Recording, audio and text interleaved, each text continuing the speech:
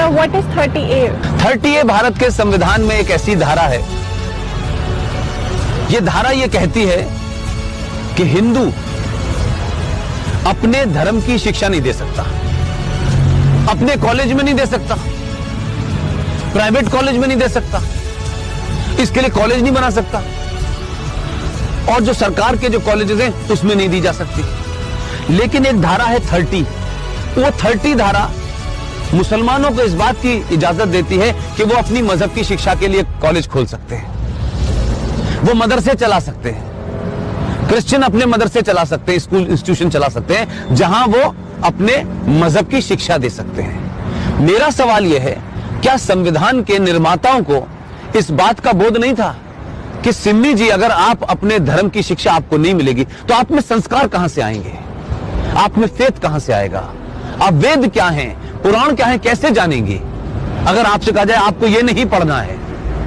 और भारत में एक ऐसी सिविलाइजेशन जिसके 5000 साल का जो रिटन डॉक्यूमेंटेशन है, उसमें भारत का कोई भी आप दौर देख लें, कभी भारत की सनातन संस्कृति के मानने वालों ने दुनिया के किसी देश पे हमला नहीं किया। यह शब्द बलात्कार हमारी संस्कृति का हिस्सा नहीं था। ये घूंघट इसलिए नहीं था कि हमारे यहां था, हमको गलत नैरेटिव दिया गया।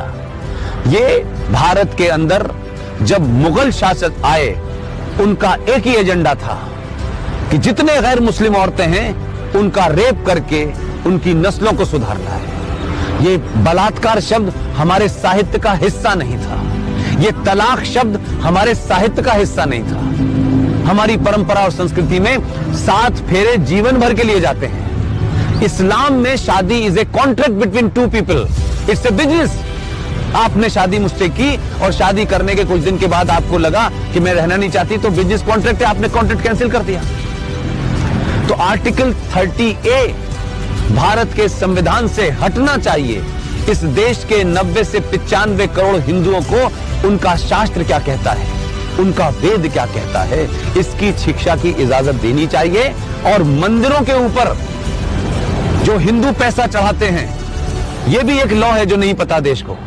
भारत के जितने भी मंदिर हैं उस पे जो पैसा चढ़ता है वो सरकार के खजाने में चला जाता है।